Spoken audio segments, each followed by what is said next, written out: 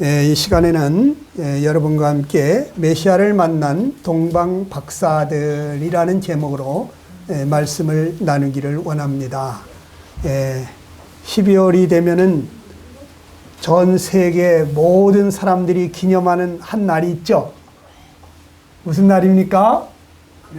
크리스마스 성탄절, 예수님이 탄생하신 이 날을 온 세상 사람들이 명절과 같이 그렇게 기념하는데 도대체 왜 그럴까? 오늘 그러한 의미를 또 깨달을 수 있게 되기를 바랍니다. 우리가 살아가고 있는 삶 자체가 사실은 은혜입니다. 은혜. 은혜라는 것이 여러분 무엇입니까? 이 은혜는 받을 만한 자격이 전혀 없는데도 불구하고 과분한 사랑을 베푸는 것을 보고 은혜라고 그러죠. 은혜. 근데 성경에 보게 되면 욥기 10장 10절로 12절에 보면 이런 말씀이 있어요. 우리가 한번 같이 읽어봅시다. 시작. 주께서 나를 젖과 같이 쏟으셨으며 엉긴 젖처럼 엉기게 하지 아니하셨나이까. 피부와 살을 내게 입히시며 뼈와 심줄로 나를 엮으시고 생명과 은혜를 내게 주시고 나를 보살피심으로 내 영을 지키셨나이다. 이런 말씀하셨어요. 여러분 이게 무슨 뜻인지 그냥 읽어보면 아시겠죠? 하나님께서 여러분과 나에게 생명을 주셨다는 거예요.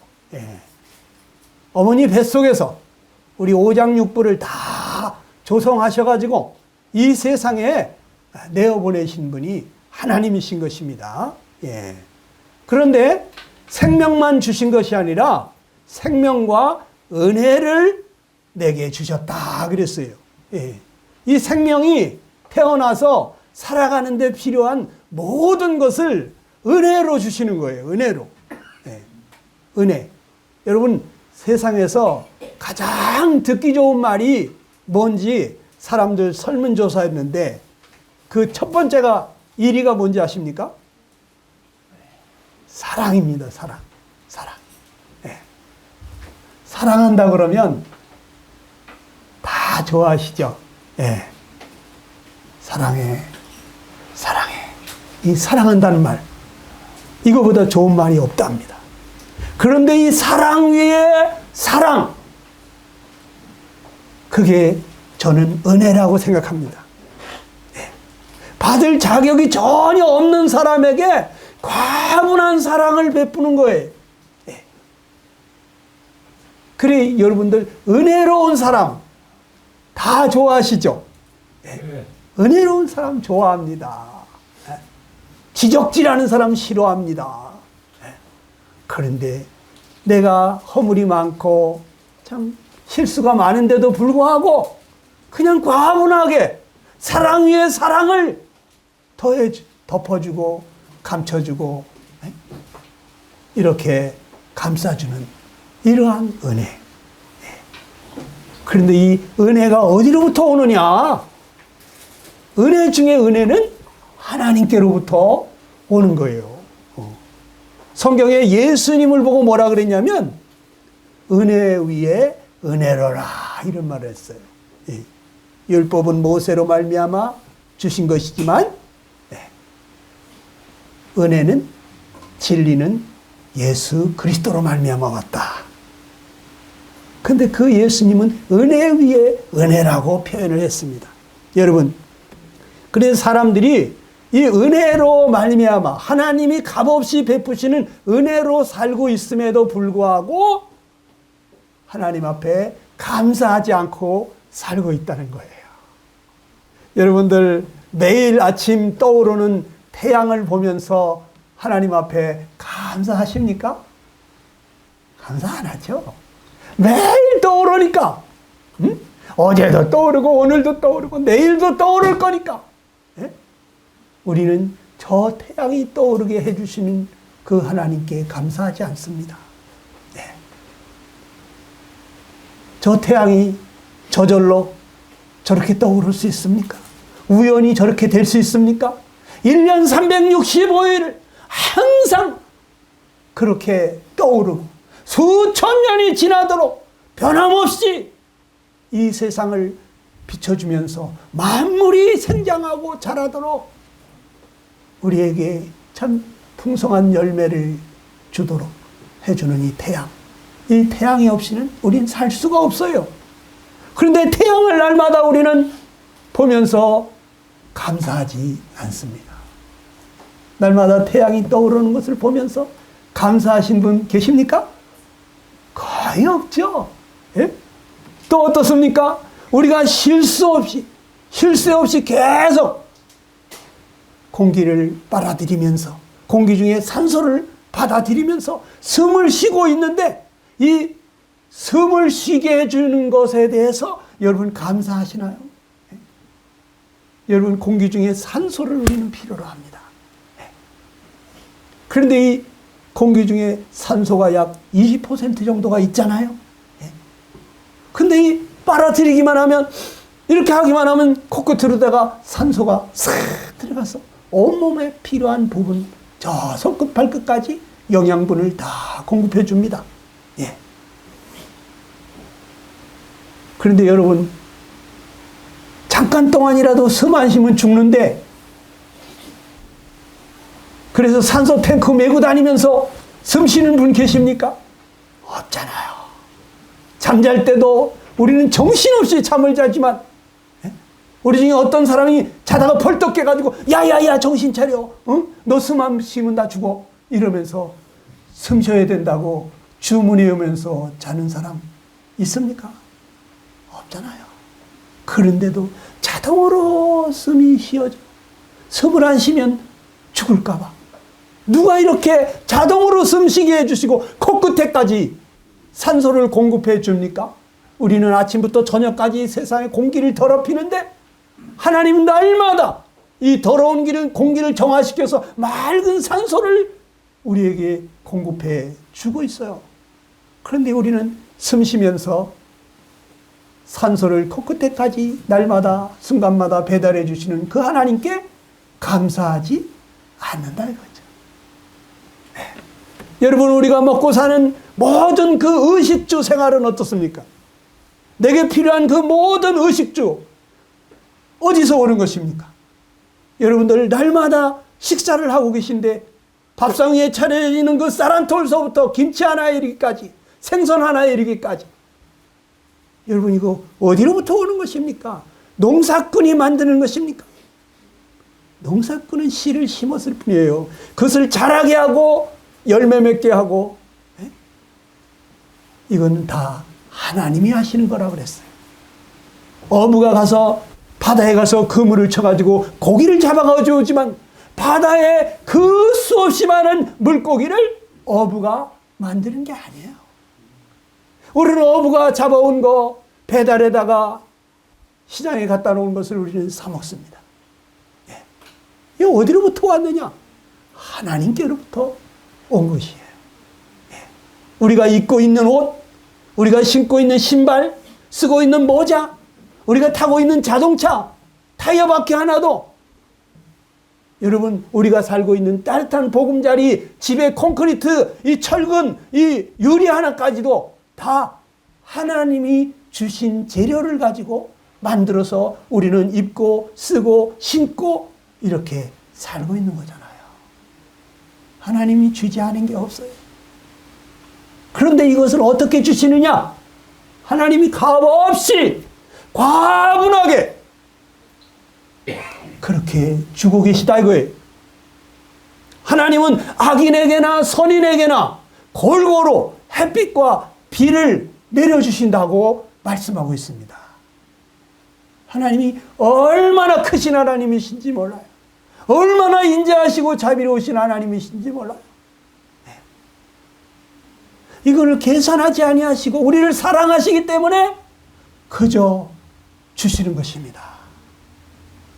그래서 시편 기자는 사도행전 17장 28절에 이런 말씀하신데 우리 한번 같이 읽어봅시다. 시작. 우리가 그를 힘입어 살며 기동하며 존재하느니라 그랬어요. 우리는 하나님을 힘입어서 살고 기동하며 존재한다. 네. 하나님 없이 우리는 살 수가 없다는 거예요. 그런데 우리는 하나님을 생각지도 않는다 이거예요. 하나님께 감사치도 않는다 이거예요. 하나님이 너무나 무궁무진한 은혜를 베푸시니까 과학자들이 말하는데 우리 생명체가 살아가는데 필요한 20만 가지 이상의 조건을 이 지구상에다가 갖춰놓았다는 거예요. 저 달에도 화성에도 금성에도 없는 이 생명들이 살아갈 수 있도록 20만 가지 이상의 조건을 하나님이 이 지구에다만 갖춰놨다. 그런데 우리는 이 은혜에 대해서 감사하지 아니하고 당연한 것으로 생각하면서 사는 것입니다. 하나님이 하늘에서 인생을 내려다보시면서 이런 말씀을 하셨습니다. 14편 시편 2절 3절입니다. 한번 읽어봅시다. 시작.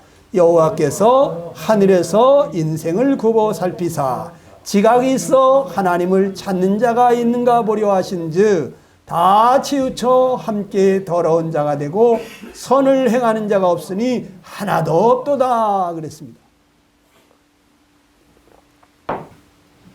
하나님이 하늘에서 인생을 내려다보시니까 혹시 하나님을 찾는 자가 있는가? 하나님께 감사하는 자가 있는가? 하나도 없다는 거예요. 여러분 스스로 자기 발로 여기 찾아오셨습니까? 누군가가 가자, 우리 하나님께 가자. 하나님만이 우리 문제 해결책이시고 열쇠시다. 그분을 만나봐. 정말 행복해져. 세상이 줄 수 없는 평화가 있어. 기쁨이 있어. 너도 예수님 믿었으면 좋겠다. 그래서 강권해서 여러분들이 이곳에까지 오게 되지 않았습니까? 우리는 하나님이 계신지조차 모르는 인생들인 것입니다. 왜? 영적으로 죽어있기 때문에. 살아계신 영의 세계를 전혀 느끼지 못해요. 그렇기 때문에 찾지도 않는 것입니다.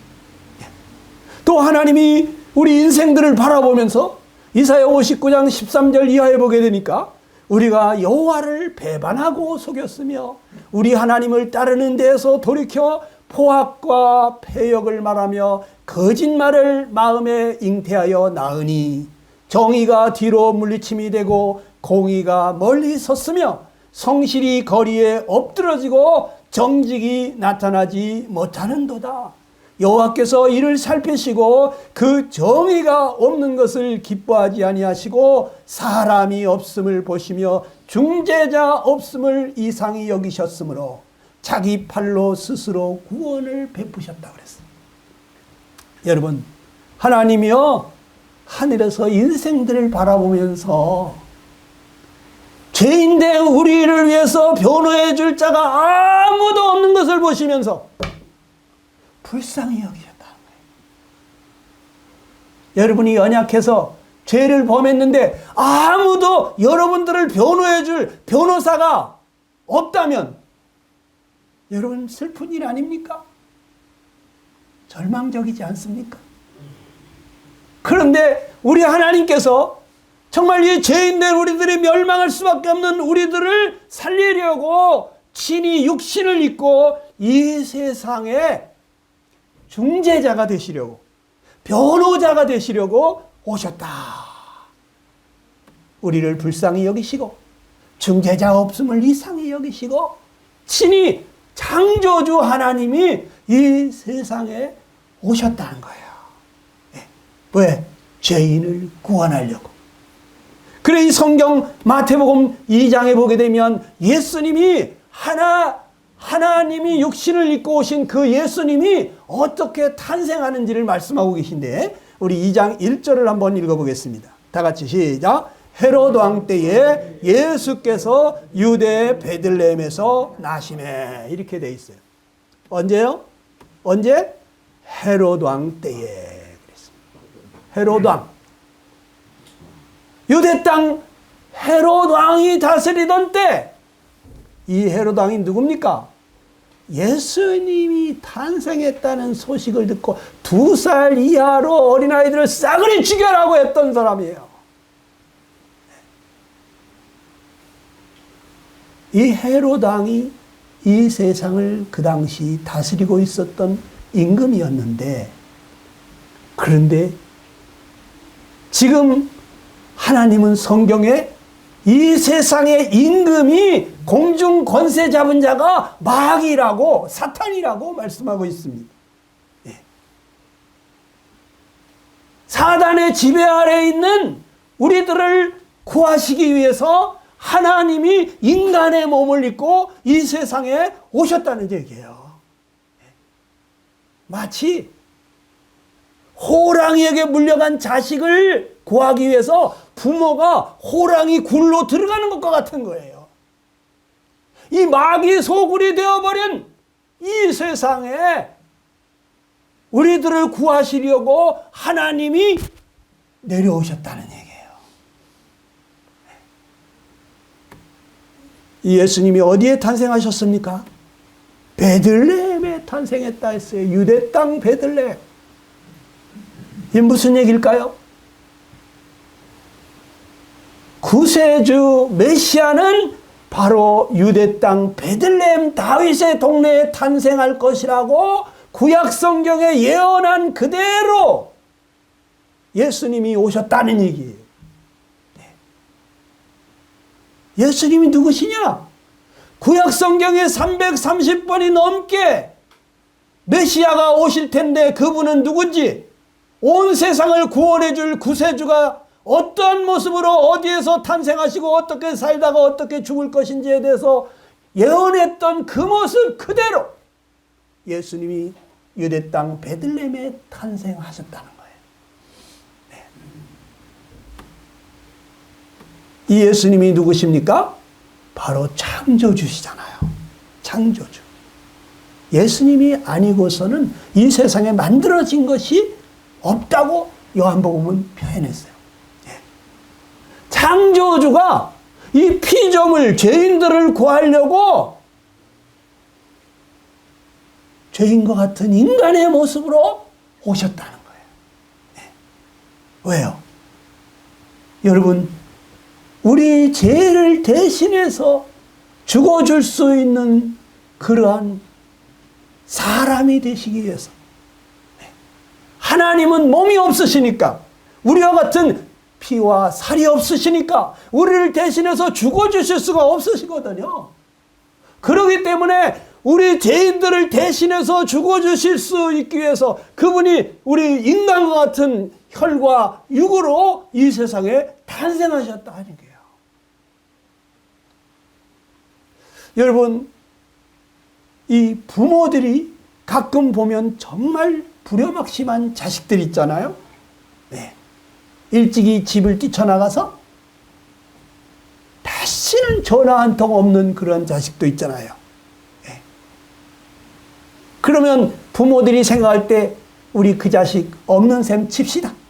이 불효막심한 놈. 이렇게 하고 우리 자식을 또 낳자. 이렇게 할 수도 있는데, 그럼에도 불구하고 그 불효막심한 자식인데도 불구하고 밤이나 낮이나 이 자식이 오늘 저녁에는 어디서 잠은 제대로 자고 있을까? 이 떼거리는 제대로 먹고 있을까? 늘 근심하고 걱정하고 그 자식 보고 싶어하고 돌아오기를 간절히 고대하잖아요. 왜 그럴까요? 사랑 때문입니다. 사랑. 하나님이 왜 창조주신데, 우리 같은 인간들을 얼마든지 다시 만드실 수 있는 그분이신데, 그런데 왜 그렇게 안 하시고, 우리 싹 쓸어버리셔도 되는데 왜 그렇게 안 하시고 친히 오셔서 자기 목숨을 내어주시면서 내가 너희를 이렇게 사랑했다, 너희 모든 죄는 내가 다 용서했다, 돌아만 오라고 그렇게 하실까요? 여러분, 사랑입니다. 하나님이 사랑하시기 때문에. 하나님이 여러분과 나를 정말 사랑하시는 분이에요. 이거 잊으면 안 돼. 여러분이 상상력을 동원해서 생각해 보시라고. 여러분, 누구를 사랑해서, 누구를 대신해서 그렇게 갈기갈기 찢김을 당하고 벌거벗김을 당하고 그렇게 십자가에서 죄인처럼 죽어줄 수 있습니까? 대신 누군가를 위해서 죽어줄 수 있습니까? 어렵잖아요. 날마다 사랑한다 하는 남편과 아내를 위해서도 자식을 위해서도 어렵잖아요. 어렵잖아요. 그러면 나를 얼마나 사랑하신 것이냐. 십자가에서 그렇게 6시간씩이나 거룩한 피를 물처럼 흘리시면서 돌아가셔야만 했다면 그분이 나를 얼마나 사랑하신 것이, 내가 얼마나 큰 죄인임이시, 그 거룩한 보혈을 6시간씩이나 흘려야만 했을까? 여러분, 우리 예수님 여러분을 너무 사랑하십니다. 이거 잊지 마세요. 이때 헤롯 왕 때 예수께서 유대 베들레헴에서 태어나셨는데 마태복음 2장 1절 그 2절에 보면은 한번 연이어서 읽어보겠습니다. 시작. 동방으로부터 박사들이 예루살렘에 이르러 말하되 유대인의 왕으로 나시니가 어디 계시냐. 우리가 동방에서 그의 별을 보고 그에게 경배하러 왔노라 그랬습니다. 네. 자, 여기 동방으로부터 박사들이요, 누구를 찾아왔어요? 누구를 찾아왔죠? 바로 유대인의 왕을 찾아왔습니다.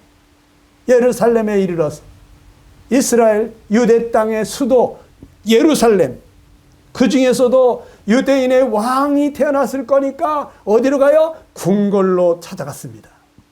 궁궐에 가서 유대인의 왕으로 나시니가 어디 계십니까? 물었습니다. 예?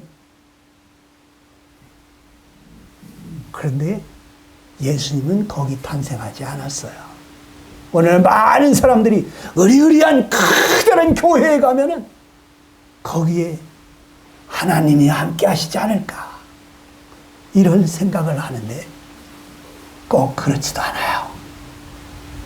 작은 초라한 천막 같은 모임에도 거기 정말 성령으로 거듭난 주님을 경외하고 사랑하는 사람들이 모인 작은 무리들 가운데 작은 무리여 두려워 말라 내가 너와 함께함이라 그러시는 거예요. 하나님 외모를 보지 아니하십니다. 여러분, 어떻게 이 사람들이 찾아왔을까요? 동방의 박사들이 별을 보고 찾아왔다고 그랬어요. 우리가 동방에서 그의 별을 보고 경배하러 왔다고 했습니다. 아니, 별을 보고, 하늘의 별을 보고 어떻게 메시아가 탄생했다는 것을 알았을까? 정말 이분들 대단한 분들 같지 않습니까? 이 사람들 왜 찾아왔다고요? 경배하러 왔다 그랬어요. 경배하러. 메시아가 탄생했다는 것, 유대인의 왕으로 오신 메시아 그리스도 구원자, 그분을 만나서 그분에게 경배해야 되겠다. 그분은 바로 우리를 구원하러 오시는 분이라고 하는 것을 알았던 거예요. 여러분들은 어떻습니까? 교회에 왜 오십니까? 여러분 정말 마음속에서부터 그 예수님, 그 고마우신 구원자를 생각하면서 마음속에서부터 정말 경배하는 마음으로 나오시는지 모르겠습니다. 여러분, 이 박사들이요, 별을 보고 어떻게 유대인의 왕 메시아가 온 줄을 알았을까? 이 민수기 24장 17절을 보니까 이런 말이 있어요. 한번 같이 읽어봅니다. 시작. 한 별이 야곱에게서 나오며 한 홀이 이스라엘에게서 일어난다 그랬어요. 한 별이 야곱에게서, 다시 말해서 이스라엘에서 나온다. 한 홀이 이스라엘에게서 일어난다. 여기서 홀이라고 하는 것은 바로 왕을 상징적으로 말씀해 주는 것입니다. 한 왕이 이스라엘에서 나온다. 발람 선지자를 통해서 이 말씀을 하셨는데, 이 동방의 박사들이 누구냐? 이 페르시아의 그 박사들은 그 조상들, 다니엘이라든지 그 하나님을 알고 하나님의 말씀을 아는 그러한 선지자들, 그런 사람들의 책을 가지고 있고, 또한 참 그들에 대해서 연구하고 살피는 그런 사람들 중에 하나였던 것으로 보입니다. 여러분, 별을 보고서 성경에 말한 그 한 별이 이스라엘에서 나온다고 했는데, 한 왕이 이스라엘에서 나온다고 했는데, 바로 저 별이 바로 지금 그분이 오셨다고 하는 것을 우리에게 나타내 주는 것이구나 하는 것을 깨달았던 거예요. 네. 그래서 여러분, 이 천문학자 케플러라는 사람 아시는지 모르겠어요. 이분이 행성운동의 3법칙이라는 것을 발견했는데, 이것이 하늘에 있는 별들이 운행하는 데 있어서 자전과 공전을 하면서 일정한 각도로 그 궤도를 이렇게 공전하고 있는 것을 발견을 했어요. 하늘에 있는 모든 별들이, 저 많은 수천억 개의 별들이 일정하게 자전을 하면서 공전을 하면서 일정한 궤도로 돌아간다고 하는 것을 발견을 했어요. 뉴턴의 만유인력 법칙의 기초가 됐습니다. 또 인공위성을 쌓아 올려가지고 그 인공위성이 다른 위성들하고 부닥뜨리지 않고 돌아가도록 하는 인공위성 궤도에 이 사람이 발견한 것을 적용하고 있습니다. 네. 이 사람이 베들레헴의 별에 대해서 최초로 과학적인 연구를 한 사람이에요. 이 사람이 발견한 것은 BC 7년도 5월 29일 날, 9월 29일 날, 12월 4일 날 세 차례에 걸쳐서 이성 상합이 발견됐다 그랬어요. 또 서로 다른 별들이 돌아가는데 어떤 별하고 어떤 별이 이렇게 같이 합쳐지는 것 같은 그러한 현상을 세 번, 한 해 동안에 세 번 그런 일이 일어나는 것을 발견했어요. 예. 이 사람뿐만 아니라 400년이 지난 후에 캠브리지 대학교, 햄프리즈, 스페인 천체 물리학 연구소, 마르키, 이러한 천문학자들이 책을 썼는데, 베들레헴의 별에 대해서, 동방 박사들이 보고 왔다는 그 별에 대해서 정말 그 별이 어떤 별이었는지를 찾아냈어요. 천체 물리학 박사 마이클 몰라라고 하는 사람도 베들레헴의 별, 동방 박사의 유산이라는 책을 썼어요. 예. 그러니까 그냥 우연히 대충 생각한 게 아니라는 거예요. 예. 그래서 제가 이게 무슨 얘기인지 그림을 한번 여러분들한테 보이려고 한번 그려봤습니다. 여기 파란 궤도로다가 돌아가는 별이 있습니다. 또 여기 녹색 궤도로다가 돌아가는 별이 있습니다. 그런데 이 별이 공전을 하다가 어느 순간에 이렇게 둘이 만나는 것 같은 순간이 있는데, 실제적으로 만난 건 아니지만 멀리서 보니까 둘이 만나는 것 같이 보입니다. 근데 실제 케플러가 연구한 바에 의하면 이 목성이라는 별과 토성이라는 별이 이렇게 만나는 것 같이 보이는데, 요 사이에 달의 지름의 2배 공간이 떨어져 있었다는 거예요. 예. 그런데 지구상에서 볼 때는 두 별이 만나는 것처럼 보이니까 어떻게? 별이 크게 보이겠죠. 더 밝게 빛나겠죠. 예. 그러니까 지금까지 없었던 목상이나 토성에서 보이지 않던 그 엄청난 크기의 별이 나타난 거예요. 그런데 그게 5월 29일 날이 되고요. 그 다음에 9월 29일 날 됐더니 또 그 별이 다시 또 둘이 합쳐지면서 엄청나게 밝게 빛나더라는 거죠.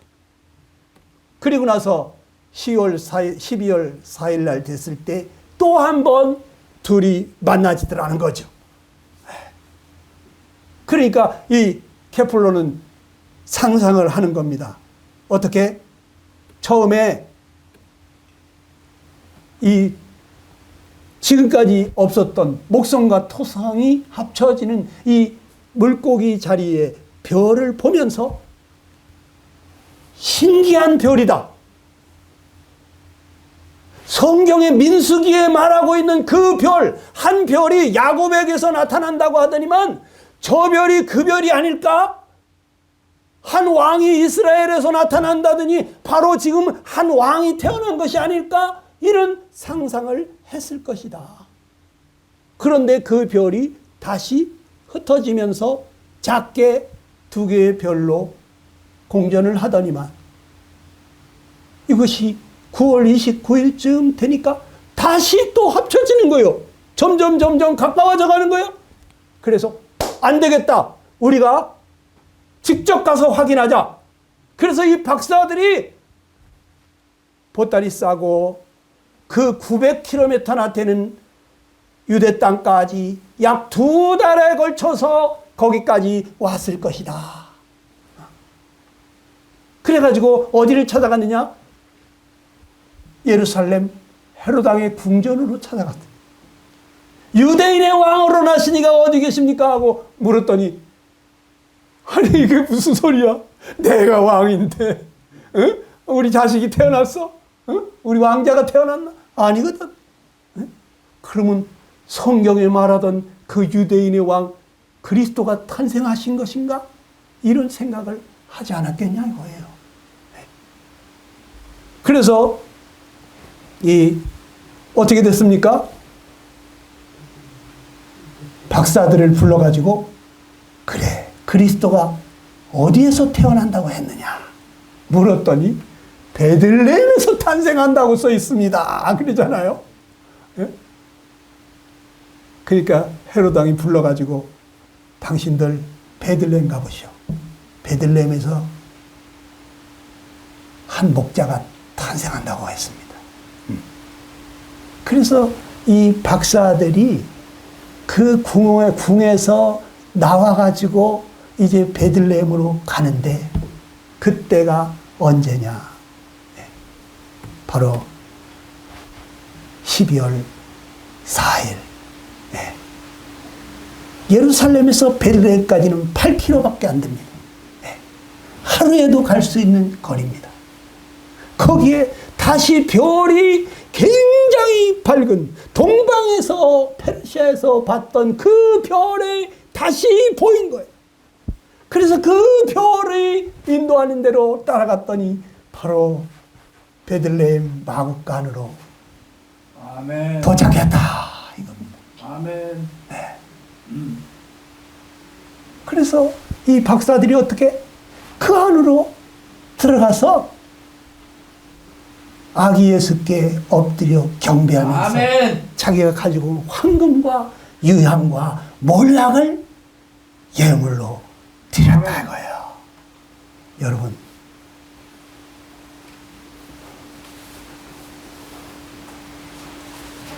박사들은 어떻게 해서 그렇게 메시아가 탄생하자마자 그분을 만날 수가 있었을까요? 이 박사들은 평상시에도 성경을 연구하고 살피던 사람들입니다. 선지자들이 말하던 그 발람 선지자가 말하던 또 다니엘이 말하던 69일에 만에 왕이 이제 성벽을 재건하라고 하는 영이 떨어지고 나서 430년 만에 그리스도가 탄생할 것이라고 하는 이 다니엘의 예언서들을 그분들은 아는 사람들이었다.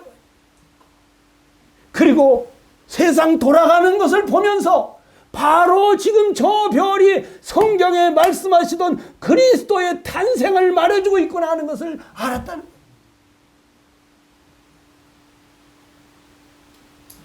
그들이 잠깐 실수했지만 외관상 보이는 으리으리한 궁궐에 가가지고 구세주를 찾았지만 거기에 계시지 않았죠.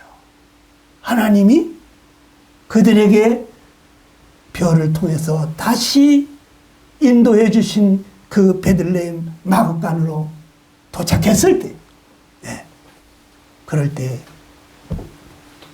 그들은 거기서 구세주를 만난 것입니다.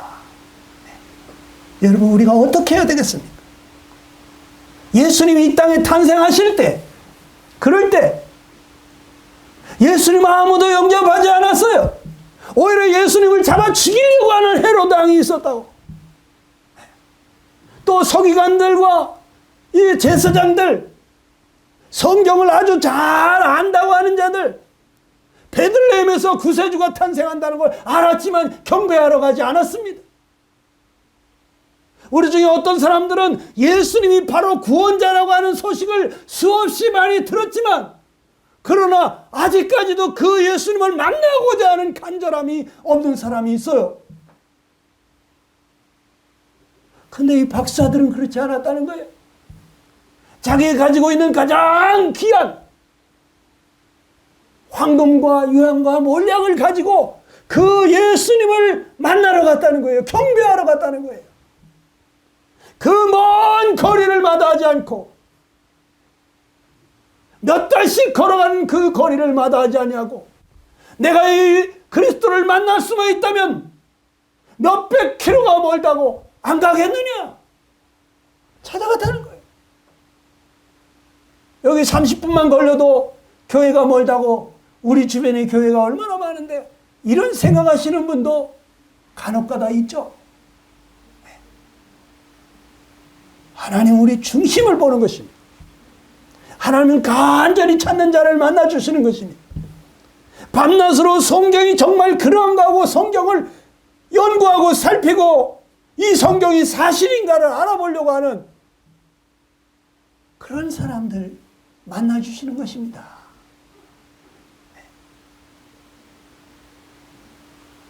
나에게 있는 귀한 것을 아낌없이 드리고 싶어하는 정말 거룩하신 하나님이, 그 창조주 하나님이 나 같은 죄인을 구원하시려고 이 세상에 오셨다면 내가 무엇을 아까워할 수 있겠느냐? 이 몸뚱아리 10,000만 개를 드린들 그 거룩하신 생명을 내어주신 그 은혜 어떻게 내가 보답할 수 있겠느냐? 이런 마음을 가지고 제발 그 주님 내가 만나기를 원한다고 여러분이 그러한 마음으로 기도하고 찾는다면, 여러분 그 예수님 왜 여러분을 안 만나 주시겠습니까?